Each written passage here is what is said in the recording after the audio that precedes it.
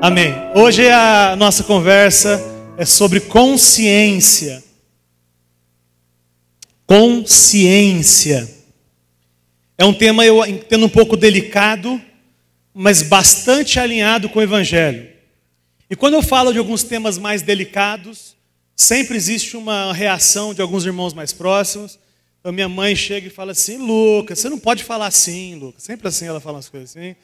Meu pai fala assim: pô, muito legal, mas tome cuidado, pode falar um pouco diferente. O André me liga e fala: você é louco de falar isso, cara? Cada um reage de um jeito, mas o Senhor Jesus vai dar graça e as coisas vão acontecer. Eu queria que vocês abrissem Romanos 14, por favor. Romanos 14.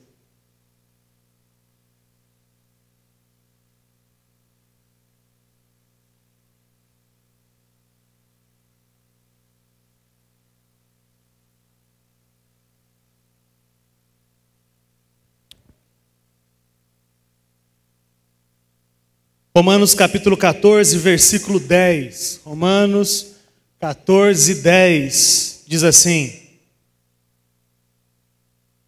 então, por que você julga outro irmão? Por que o despreza? Lembre-se de que todos nós compareceremos diante do tribunal de Deus. Pois as Escrituras dizem: tão certo como eu vivo, diz o Senhor, todo joelho se dobrará para mim e toda língua declarará lealdade a Deus. Assim, cada um de nós será responsável por sua vida diante de Deus. Na versão do telão, assim cada um de nós prestará contas de si mesmo a Deus. O texto de Paulo, depois a gente vai expandir um pouco mais daqui a pouco se der tempo. Mas o que ele está dizendo é o seguinte: por que é que você fica olhando as atitudes dos irmãos, se cada um vai dar conta de si a Deus? Você não vai dar conta a Deus pelo seu irmão e nem o seu irmão por você. Isso é uma bucha de cada um. Então por que você fica perdendo tempo com o seu irmão, no mau sentido? Você fica insistindo em olhar a trava do olho do seu irmão, se tem um pedaço de pau gigantesco dentro do seu olho, segundo o texto. Porque segundo o que a gente acabou de ler, todos nós prestaremos contas a Deus. Diga misericórdia. É o que nós precisamos. Isso que eu te pedi. Coloca um pouco mais aqui, Neto, por favor. Tem um cara que chama Viktor Frankl. Ele diz que a consciência é o umbigo da alma. Uma afirmação interessante. Pergunta: quando você olha para o seu umbigo, todo mundo tem umbigo? Quer que eu mostre o meu umbigo? Não precisa. Misericórdia. Só uma pergunta técnica: Adão tinha umbigo? Isso é só para você ficar pensando aí. Mas ele diz, essa afirmação: a consciência é o umbigo da alma. Porque o que ele quis dizer é que do mesmo jeito que o seu umbigo mostra que você vem biologicamente de um outro ser, a sua consciência, que é o umbigo da alma, mostra que você também vem de um ser psicoespiritual, que necessariamente você veio dele. Do mesmo jeito que o umbigo mostra que você necessariamente veio de um ser biológico, a sua consciência mostra que você veio de um ser espiritual, e isso que está na sua cabeça aí, isso que você conversa com você mesmo muitas vezes, que você vive confundindo a sua voz com a voz de Deus, é isso aí que é a sua consciência. Dallas Willard diz que Deus fala conosco através de pensamentos e sentimentos que são nossos, mas não tem a origem em nós. Deus fala com a gente com os nossos pensamentos, pensamentos que são nossos, mas que não tiveram a origem em nós. Ou quando você ouve a voz de Deus, os mais antigos de igreja têm o costume de usar esse chavão: Deus falou comigo. Quando Deus falou com você lá, Deus já falou com você lá? Ele fala com a voz grave ou fala com a sua voz na sua cabeça? É claro que é. Deus usa esses pensamentos que são nossos, mas não têm a origem em nós. O que é consciência, irmãos? O velho, o homem natural, aquele que ainda não conhece a Deus, ele não quer basear a sua vida na sua consciência. Ele negligencia a sua consciência o tempo todo quando ela incomoda, e ele vai arrumando artifícios para cauterizar a sua consciência. Então, quando eu estou traindo a minha esposa, eu no começo me incomodo, no começo é uma crise, mas eu vou cauterizando a minha consciência e dizendo que todo mundo faz mesmo. Começo a compensar a minha esposa com muitos presentes, para dar uma compensada. Tudo isso são maneiras que a gente cria para tentar acalmar a nossa consciência. E o homem natural faz isso, como todos nós fizemos sempre. Mas faz isso porque é constrangedor ser confrontado por si mesmo. É constrangedor quando a gente mesmo, na nossa consciência, fala, não deveria estar traindo a minha esposa. Mas é que é tão legal que eu passo por cima disso. A religião, os líderes religiosos, os gurus, os João de Deus, eu não sei qual é o plural de João de Deus. Joãos de Deus? Vamos lá, irmãos, ajuda aí os professores aí. Esses homens como o João de Deus aparecem.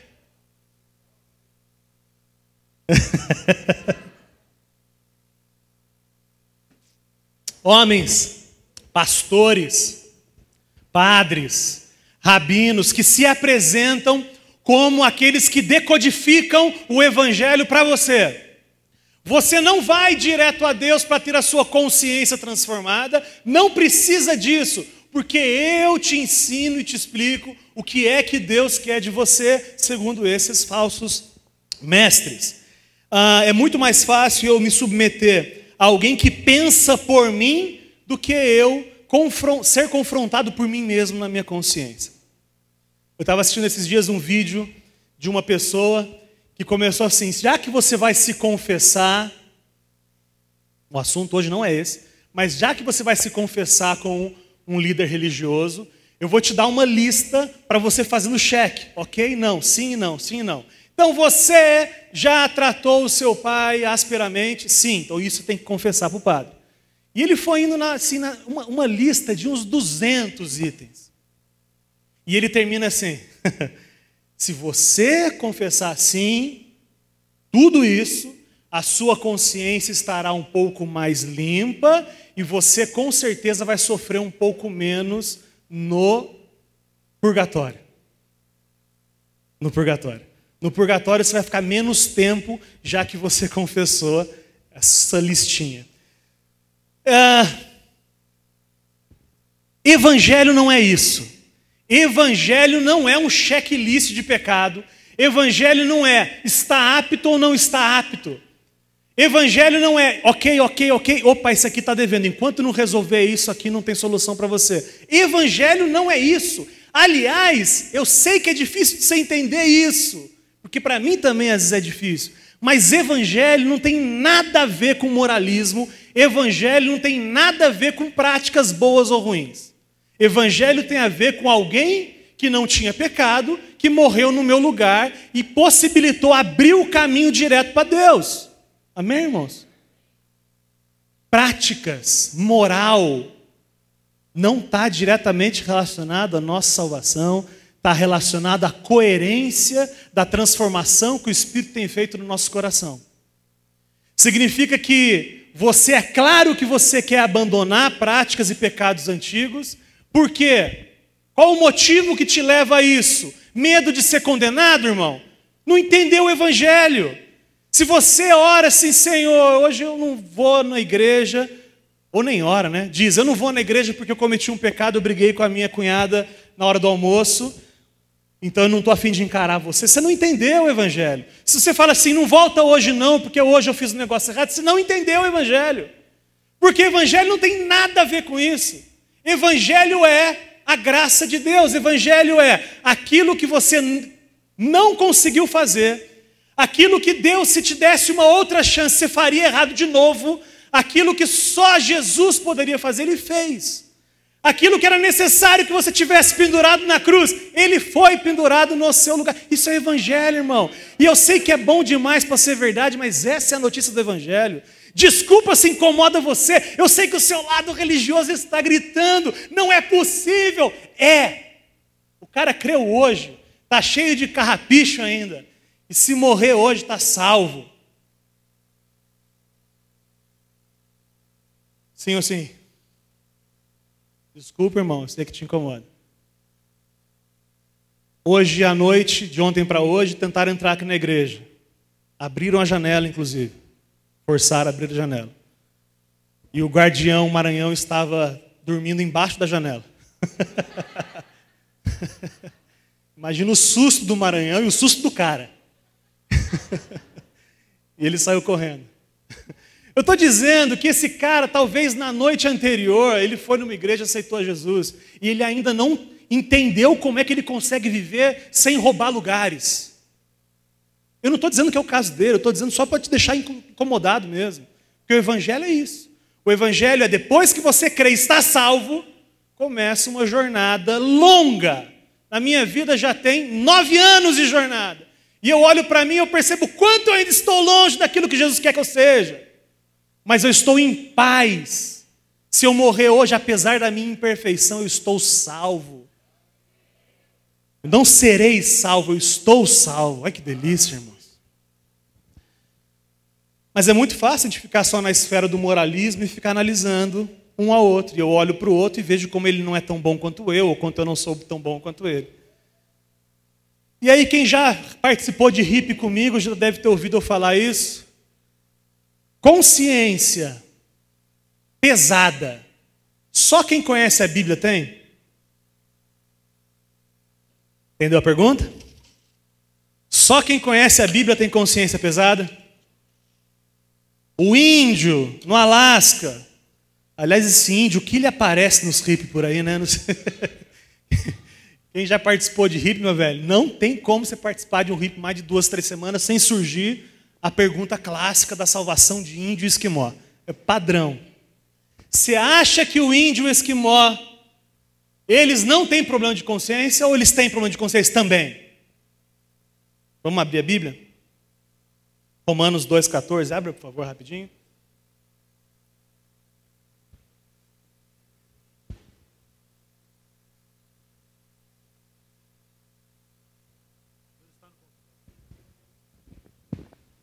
Romanos 2,14.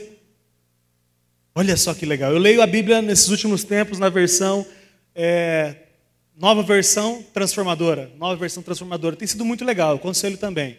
Vocês que leem, façam isso. Romanos 2,14 diz assim: até mesmo os gentios, leia-se aqueles que não conhecem a Bíblia, aqueles que não são convertidos, até os gentios que não têm a lei escrita, não têm a Bíblia na mão, quando obedecem ela instintivamente, mostra que conhecem a lei, mesmo não a tendo. Olha que loucura! Demonstram que a Bíblia, que a lei está gravada no seu coração, pois a sua consciência e seus pensamentos os acusam ou lhes dizem que estão agindo corretamente. O que a Bíblia diz, a gente percebe, é que Deus tem um chip no coração de todo mundo tem um chipzinho, que todo mundo, até quem não conhece a Bíblia, sabe o que é certo e errado. Deixa eu repetir isso, que é uma verdade bíblica, e eu percebo isso. Todo mundo sabe o que é certo e o que é errado. Isso o texto diz que é porque a lei está gravada no coração das pessoas, e diz que as pessoas sabem que estão indo contra essa lei porque a consciência acusa. A gente acabou de ler que a consciência acusa. Ora acusa, ora defende. Mostra que as pessoas estão nessa luta consigo mesmas. Isso significa que a condenação ela é universal, porque a consciência revela o caráter de Deus a todo mundo. Vamos transformar isso tudo de uma forma um pouco mais prática. Quando você e a sua esposa estão assistindo um filme na Netflix e aparece uma cena de sexo explícito, na TV.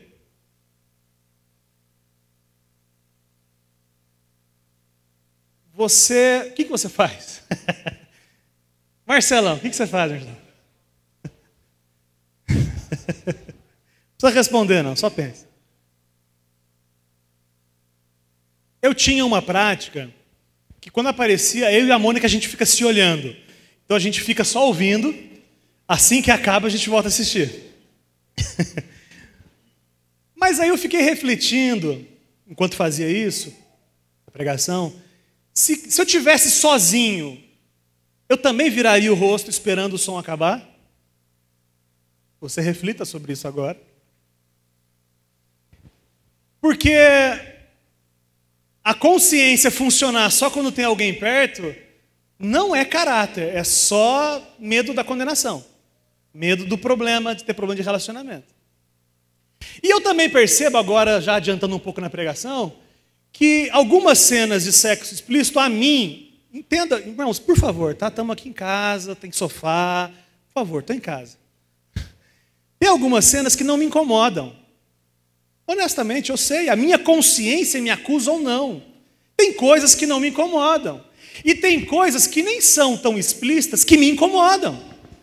E essas coisas que me incomodam ou que não me incomodam devem ser independentes da presença da minha esposa ou não, diga amém.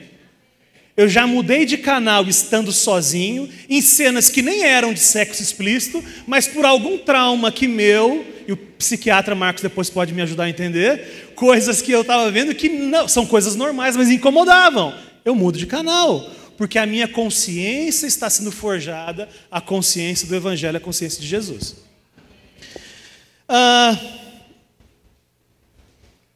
Por que isso tudo é importante e necessário a discussão? Quando a gente entende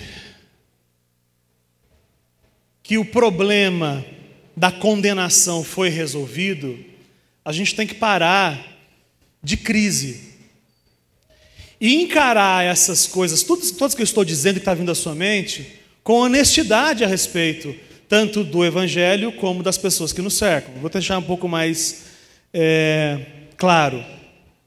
A gente precisa ser íntegro naquilo que já nos foi revelado a respeito do Evangelho.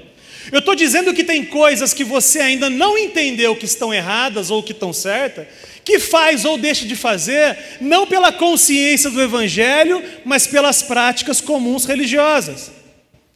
Eu estou dizendo para você que enquanto não for uma realidade na sua consciência, aquilo, fazer ou deixar de fazer, não faz a menor diferença para Deus. Vou melhorar.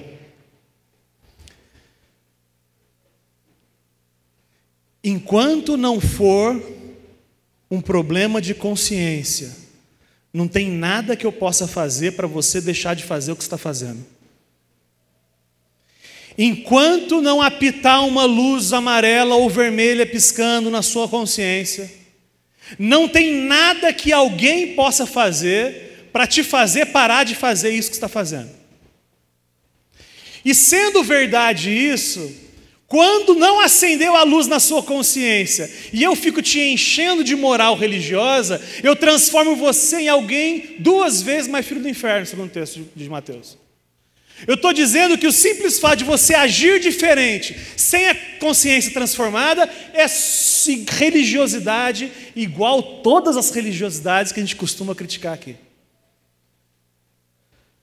Eu estou dizendo que para você, líder de hippie, para você, pastor, futuro pastor, eu estou dizendo que ou o Evangelho vem e acende a luz da consciência para as pessoas, e a única coisa que a gente pode fazer por elas é orar para que a luz do Evangelho acenda a luz da consciência, ou a gente vai entrar numa crise, numa paranoia, e as pessoas vão procurar cada vez mais o Marcos para tratar as suas questões psiquiátricas, porque não consegue conciliar aquilo que pensa, aquilo que acha verdade, com aquilo que deveriam fazer, ou que alguém disse que deveria fazer. Fica comigo que a gente vai chegar lá. Peguei. Agora, eu estou dizendo que consciência não é importante, pelo contrário. Eu estou dizendo que a consciência pesada vai te esmagar. E você não ter a consciência limpa vai te levar a estar cada vez mais afastado de Deus. Eu estou dizendo que esses problemas de consciência que você tem, e que só vão ser resolvidos em Jesus, você deve tratar, porque você rejeitar o tratamento da sua consciência pesada, ou a luz da sua consciência pesada, é criar problemas mais sérios adiante. Meu carro agora está parecendo uma árvore de Natal, eu ligo ele e acende todo o painel, problema elétrico. Você concorda que isso aqui é um problema, está revelando um problema que tem no carro, sim ou sim? Se eu não resolver esse problema, o que vai acontecer? Cada vez mais, cada vez pior. Amém? Estou aceitando doações para arrumar o carro. As luzes acesas são a consciência, ela está te levando, pensa, reflita, arruma isso. Não precisa abrir não por causa do tempo. Timóteo 1,19 diz assim: apegue-se à fé e mantenha a consciência limpa, pois alguns rejeitaram deliberadamente a consciência e, como resultado, a fé que tinham naufragou. Então, não rejeite. Eu fico imaginando você ouvir que algumas coisas não são pecado depois de passar a vida acreditando que era. Você entendeu a frase? Eu fico imaginando um judeu, lá na época de Jesus, de Paulo, recém-convertido, lendo a carta de Paulo, e Paulo falando assim: o bacon está liberado. Eu fico imaginando a crise que esse cara tem. Falou: será? Não é possível. Quem veio de tradições religiosas bem fundamentalistas? Só o Richard? Meu pai, minha mãe, mais alguém? Veio de tradições religiosas que proibiam um monte de coisa, que falavam que tudo era pecado, que no passado, inclusive, televisão era pecado. Sim? Jogar futebol, perna cabeluda, tudo isso aí. Aí você começa a ouvir o evangelho e a consciência, a luz da consciência começa a parar de acender.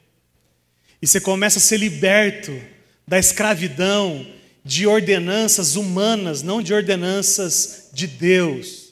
E a luz começa a não acender. E você fala assim: não é possível que isso se arrumou sozinho. Eu tenho que ir para o mecânico. Não precisa, irmão. As luzes começam a se apagar. E a consciência do evangelho começa a tomar conta. E você começa a perceber que algumas coisas já não fazem mais sentido fazer. E algumas coisas que você achava que não podia, você pode fazer e está tudo bem. Recebido com ação de graça, está liberado. Glória a Jesus, irmão, pelo bacon. Amém. Essa experiência de trazer a Deus. Irmão, vocês me permitem estourar uns 10 minutos no máximo? Pode ser? Está permitido 10 no máximo, prometo. Sabendo que você também não chegou às 6 horas, tudo que você atrasou está sendo creditado no final do culto, amém? Tá bom. Quando você traz a Jesus, uma vez eu preguei sobre isso, lembrem isso. Texto de andar na luz. Acha no YouTube aí. Andar na luz é diferente de não pecar. Esse é o texto, é o título da mensagem. Assista lá. Andar na luz não é não pecar. Andar na luz é trazer para Jesus as suas mazelas. Isso é andar na luz. Porque o próprio texto fala que aquele que não peca, que diz que não peca, é mentiroso. E ele fala que aquele que anda na luz tem comunhão com Deus. Então andar na luz é trazer para Jesus as suas mazelas. Quem fez isso foi o próprio Jesus. No Getsemane ele chega e fala assim: Deus, se possível, passa de mim esse cálice. Contudo, seja feita a sua vontade, não a minha. Pergunta que eu te faço, irmão. Entre o Getsemane e a cruz, se alguém parasse Jesus e falasse assim: Jesus, por que você está fazendo isso? Ele respondia: porque meu pai mandou? Ele responderia isso? Ele responderia que depois de trazer à luz, a consciência é interiorizada, a verdade do evangelho é interiorizada quando você trata as suas mazelas, os seus problemas de consciência à luz, a ponto de as suas angústias, os seus anseios serem tratados à luz e serem transformados em parte de você. O que eu estou dizendo é que se perguntasse para Jesus por que é que ele estava fazendo isso, Jesus responderia com certeza, porque eu quero, porque foi para isso que eu vim.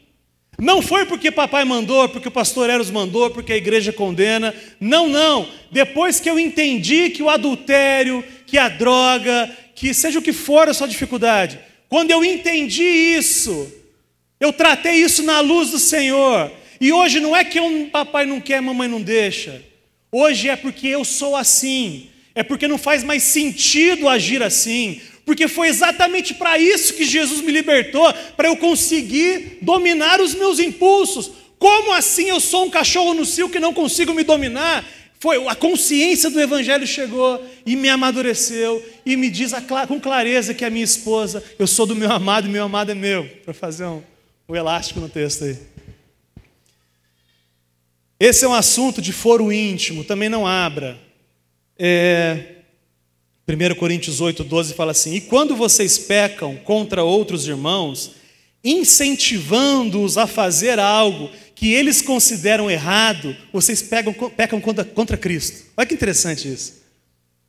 Quando você, que é livre, e a sua consciência já não te acusa mais, Gessé, do vinho que você toma com arroz. Ok? Nem um amém, nem um misericórdia. Um ok para não se comprometer. Tá certo, sábio. Quando a sua consciência já está curada sobre alguns assuntos, você peca contra Cristo, segundo o texto, quando você incentiva um irmão que ainda não teve essa consciência a participar da sua liberdade. Olha que loucura isso que o texto está dizendo. O que eu estou dizendo para você é que a consciência é sua e de mais ninguém. E é um problema entre você e Deus e de mais ninguém. E é uma liberdade que ou você tem ou você não tem, mas ninguém tem nada a ver com isso. Porque ninguém sabe dos seus problemas, ninguém sabe dos traumas que você está tratando, que são muito mais pesados do que essa discussãozinha que o cara está falando sobre saia ou calça. Então não me venha amolar com os seus problemas, porque eu tenho assuntos realmente sérios na minha vida para resolver. Eu sou um pedófilo enrustido, você está discutindo comigo se eu tenho que ter pelo no sovaco ou não. Irmão, espera, depois a gente discute o pelo no sovaco. Vamos resolver primeiro o problema que realmente está doendo aqui. E é o que Jesus está preocupado, irmãos. Só que é comigo, não é com você. Então cada um analise a sua consciência. Enquanto não fizer parte da sua consciência, é só religiosidade. A mediação entre nós e Deus não é o quão bonzinho nós somos ou deixamos de ser. A mediação é Jesus Cristo. Simples assim. Então, a ideia de que eu tenho que ser melhor para ir chegando a Deus é uma ideia absolutamente pagã. Qual é o motivo? Reflita você, irmão. Qual é o motivo que tem te levado a abandonar os pecados, os seus pecados? É para não perder o marido? Muito pouco. Por que você está parando de roubar na empresa? Para não ser mandado embora, para não ser preso? Muito pouco. Para conquistar a sua salvação? Muito pouco. Não é evangelho isso. Você está parando de pecar, se você está, por uma consciência do evangelho. E aí você até se surpreende com você. Eu estou errado, irmãos? Às vezes você tem algumas atitudes que você, caramba, cara, um mês atrás eu não faria isso. Amém, Temer? Temer é o maior canalha que tem aqui. Eu estou brincando, só pela liberdade. Eu tive uma crise de fé em um momento da minha jornada, já salvo, pensando se o que eu fazia, o que eu cria era suficiente para a minha salvação. Será que não tem mais? Será que não? E o que me trouxe paz, e eu quero que traga paz para você também, é uma afirmação dura, mas que deve mudar o seu jeito de pensar. Se Deus quiser me condenar, eu não consigo mudar isso. Se Deus quiser mandar você para o inferno, não tem nada que você possa fazer para Deus não te mandar. Eu estou errado, irmãos? Então o fato de não conseguir eu mudar essa situação me trouxe desespero inicialmente, mas depois me trouxe a paz que só o desespero pode dar. Não é isso que fala, negócio? Depois que eu percebi que eu não conseguiria, eu falei assim, Jesus, eis-me aqui, Jesus. E eu já entendi. E eu só tenho a agradecer. Obrigado pela salvação, porque não é por mérito meu.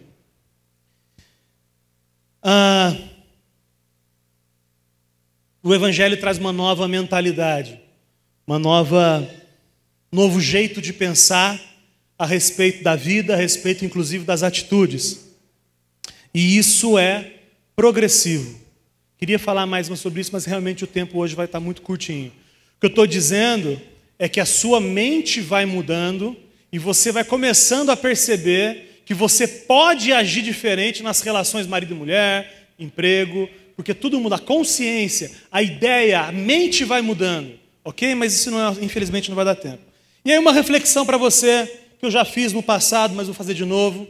Se não houvesse céu e nem inferno, você abandonaria a sua fé? Se quando você morresse acabou, o evangelho que você vive é tão real a ponto de que você, é independente de existir céu ou inferno, porque a vida que você vive hoje já é infinitamente superior àquela que você vivia antes. Se não existisse céu e inferno, reflita. Se não existisse céu e inferno, você continuaria cristão? Segunda reflexão. Se o universalismo fosse verdade, universalismo é, no final, todo mundo vai ser salvo. Se o universalismo fosse verdade, você parava de vir na igreja e congregar com os irmãos, ia curtir muito a boate, ia bagunçar, porque afinal de contas todo mundo vai ser salvo, ou você continuaria vivendo a vida como você vive? Feliz, porque aqueles que ainda não entenderam o evangelho como você entendeu, também serão salvos. Reflita sobre esses dois pontos, e você vai chegar à conclusão se o seu evangelho é mais moralista ou mais evangelho. Se você baseia o seu relacionamento com Deus naquilo que você faz e por isso acha que não é justo o ímpio se salvar porque você é muito melhor do que ele. Se você entende assim, você ainda não entendeu o evangelho. Josué é um amigo nosso da chácara, saxofonista. Um dia ele falou assim, a gente tem gente que a gente olha e fala assim, esse aí só Jesus mesmo. Como se a gente não fosse só Jesus também. A gente é só Jesus, irmão. Olha para mim, Jessé, é só Jesus mesmo, não tem jeito. Por que você acha que os 3 da fornalha, os mais velhos de igreja conhecem? Rapidinho, tem 5 minutos. Os 3 homens da fornalha. O Sadraque, Mesaque e Abednego. É um bom nome para filho, inclusive. Sadraque. Os 3, o cara louco, o rei louco fez uma estátua e falou, vou tocar a trombeta, todo mundo tem que se curvar. Tocou a trombeta, todo mundo se curvou, ficou os 3 no meio. Por que eles fizeram isso? Ele era amigo do rei. O rei chamou ele e falou assim, você não entendeu. Vou tocar a trombeta, acho que você não entendeu a regra. Toco a trombeta, você ajoelha para a minha estátua, ok? Ok. Toca a trombeta. Os 3 em pé. E aí o rei foi falar, você é louco, filho? Falei que eu vou te mandar na fornalha. Qual a resposta deles? Olha, deixa eu falar um negócio para você, rei. Eu sei que Deus pode nos livrar da fornalha. Mas eu queria que você soubesse que ainda que Ele não nos livre da fornalha, nós não vamos nos curvar à sua estátua. Glória a Jesus por isso. Eles fizeram isso porque eles estavam morrendo de medo de ir para o inferno, por adorar uma estátua. Eles estavam fazendo isso pela absoluta consciência do evangelho. Meu velho, você está falando sério que você está querendo que eu negocie a minha consciência com morrer na força? É isso mesmo? Você acha que é o suficiente? Você acha que é legítima essa conversa? Quer dizer que eu abro mão do que eu tenho convicção, do que eu sou, para simplesmente não morrer? E aí a pergunta que eu te faço, e quando vier a tribulação? Se a gente passa por ela ou não, os chatos de plantão depois discutem comigo. Mas o que eu estou dizendo é, em a gente passando pela grande tribulação, você vai negar Jesus a hora que falar assim, a hora que pararem na frente da nossa igreja aqui, fecha a porta e fala assim, ou nega Jesus ou morre. Você vai falar assim, ai meu Deus do céu, se eu negar Jesus eu vou para o inferno. É isso, irmão. Não, no máximo, a gente vai aproveitar para cantar o mais perto quero estar, A gente começa aqui, o segundo refrão já é no céu, pertinho de Jesus, amém? Porque é a consciência do Evangelho. E a pergunta, por que você resiste a tentações? É para Deus não te mandar para o inferno? É isso mesmo, cara? Isso já está superado, irmão. Isso aí já passou. Isso aí já está na cruz faz tempo. O problema do pecado foi resolvido faz tempo. Você já creu, você está salvo. Qual é o motivo que te leva a resistir à tentação? Tem que ser necessariamente a consciência do Evangelho. Consciência do Evangelho, mudança de personalidade, de modo de pensar. Agora é o seguinte.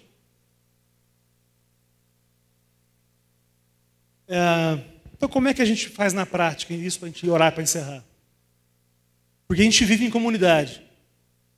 E quando a gente vive em comunidade, eu estou dizendo para você que o pecado do seu irmão não é problema seu, do ponto de vista de condenação, de consciência. Mas a gente tem uma questão nível hard, que é: eu te exorto e te ensino, não porque o seu pecado me faz mal, mas porque eu amo você. E aí muda tudo, irmão. Porque enquanto você trata do pecado do seu irmão, porque você está com raiva que o seu irmão peca aquele pecado, porque no fundo você queria estar fazendo igual ele.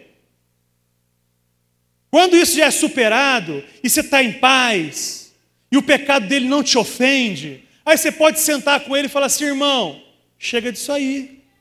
Me parece que esse caminho que você está escolhendo é um caminho de morte, está me parecendo isso. Então, por amor a você, Áureo, e você a mim, você chega: Lucão, senta aqui, vamos conversar. A sua obesidade não me incomoda, eu estou em paz sobre isso. Mas está faltando domínio próprio aí. E aí, com amor, ele pode falar. Porque a gente acha que a gente pode falar a verdade para as pessoas, só que a gente só pode falar a verdade depois que ama. Porque a verdade sem amor, ela é implacável. Ela faz mal. Por que Jesus nos confronta com a verdade? Porque Ele nos ama de um jeito bruto. Então, antes de ter liberdade para falar dos erros do seu irmão, você tem que amar. Então, mostra amor, caminha junto, cozinha, paga a conta, vai passear no SEDES, vai no shopping, eu não sei o que você vai fazer. São os encontros intencionais nossos. E aí, quando você entender que você já conquistou o suficiente para tratar com o seu irmão, talvez ele já tenha sido curado, você nem percebeu. Aí você não vai nem precisar falar com ele sobre aquele assunto. Amém, irmãos? Então, Lucas, você está liberando geral, é isso, está liberando geral a questão dos pecados. Não e sim. Eu não acho que você deve pecar. Mas acho que o seu pecado, no bom sentido, é um problema seu. E eu vou te ajudar na medida do possível. E enquanto não for uma questão de transformação da sua consciência, a gente não tem nada que a gente possa fazer para isso.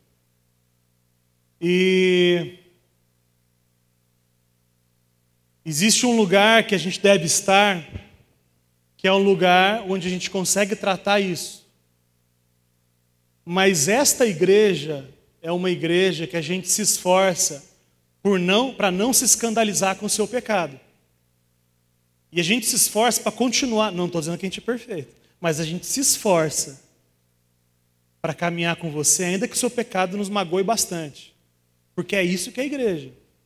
Às vezes eu vejo algumas pessoas dizerem: essa semana aconteceu isso. Eu preciso conversar com você, Lucas, porque tem algumas coisas que você faz que estão me impedindo de caminhar com você. Aí eu falei: irmão, você está errado. Quer dizer que tem algumas coisas, quando eu resolver esses problemas que você não gosta, aí eu estou apto a me relacionar com você, é isso? É assim que funciona? Então você está ganhando, eu vou ganhar moral com você e você vai ser meu amigo. Não é assim que funciona. O que eu estou dizendo é que eu me relaciono com você independente da sua feiura. Como o pastor Eros gostava de dizer, aqui é uma colônia de leprosos. E eu só vou trocar o seu curativo se eu puder te ajudar nisso. Eu não vou tirar seu curativo para passar uma lixa no seu curativo, no seu machucado. Eu vou me meter no seu machucado, ainda que eu não queira me meter no seu machucado, mas eu vou me meter no seu machucado, porque você está precisando de mim, você quer que eu te ajude, ainda que cheire muito mal, mas não porque eu quero, é porque é assim que funciona o amor mesmo. É isso, eu queria orar com vocês para que em o Evangelho vindo, ele faça sentido para você e transforme a sua consciência e que você viva de forma íntegra na sua consciência. E que você, naquilo que já foi revelado para você, naquilo que você já entendeu sobre o caráter de Deus, você se esforce para ser aquilo que já fez sentido para você. Porque enquanto não fizer sentido para você, não tem nada que ninguém possa fazer para resolver.